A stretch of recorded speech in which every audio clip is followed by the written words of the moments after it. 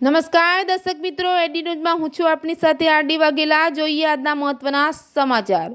સુરતમાં ઉધના પોલીસે 1.15 લાખનો ઇંગ્લિશ દારૂનો જથ્થો ઝડપી પાડ્યો હતો।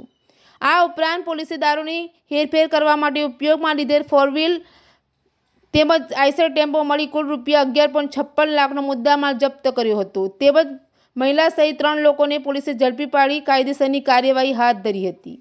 મળતી માહિતી મુજબ સુરત શહેરમાં ઉધના પોલીસની ટીમે લક્ષ્મીનારાયણ ઇન્ડસ્ટ્રીયલ ઉધના ભેદભાદ ખુલ્લા પ્લોટ પાસે રેડ કરી હતી, જ્યાંથી પોલીસે 4 વ્હીલ અને આઈસર ટેમ્પોમાંથી કુલ 1,15,200 રૂપિયાની કિંમતનો ઇંગ્લિશ દારૂનો જથ્થો ઝડપી પાડ્યો હતો।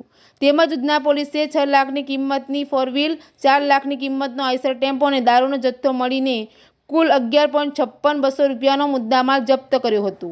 આ ઘટનામાં ઉધના પોલીસની ટીમે ફિરોઝભાઈ નઝીરભાઈ મંસૂરી, અમન અહેમદભાઈ શેખ અને સાયના ઉર્ફે શાહીના મુખ્તારભાઈ જમાદારને ઝડપી પાડી કાયદેસરની કાર્યવાહી હાથ ધરી હતી। એડી ન્યૂઝ સાથે બ્યુરો ચીફ સુનિલ ગાંજાવાલા, સુરત।